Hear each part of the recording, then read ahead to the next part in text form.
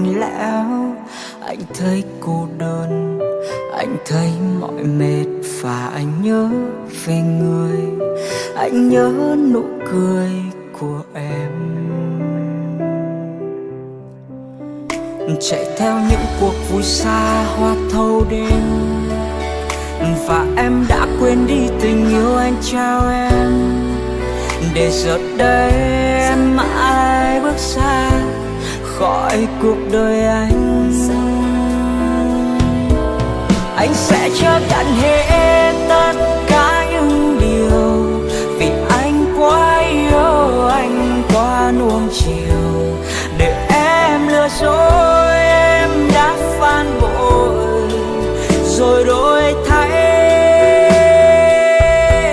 Anh sẽ tiếp tục sống những ngày vắng em, và sẽ tập cho mình một thói quen để em sẽ hối tiếc về tất cả những gì em đã gây ra.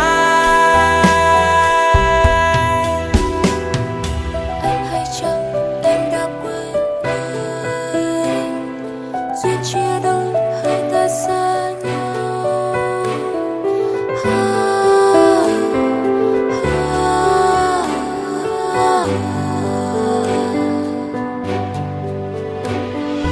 Anh hay chăng em đã quên anh, duyên chia đôi hai ta xa nhau.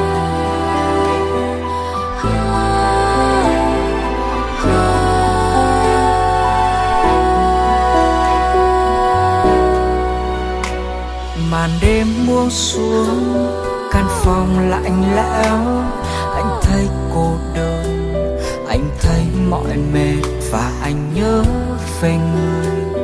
Anh nhớ nụ cười của em. Chạy theo những cuộc vui xa hoa thâu đêm, và em đã quên đi tình yêu anh trao em.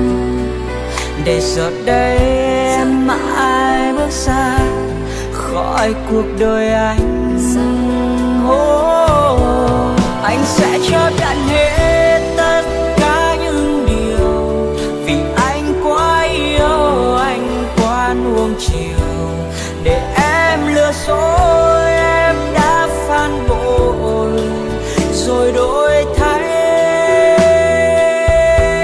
Anh sẽ tiếp tục sống những ngày vắng em, và sẽ tập cho mình một thói quen để em sẽ hối tiếc về tất cả những gì em đã gây ra.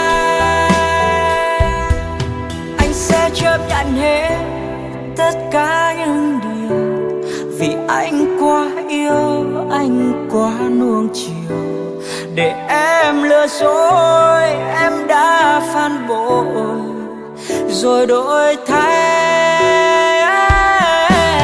Anh sẽ tiếp tục sống những ngày vắng em, và sẽ tập cho mình một thói quen để em sẽ hối tiếc về tất cả những gì em đã gây ra.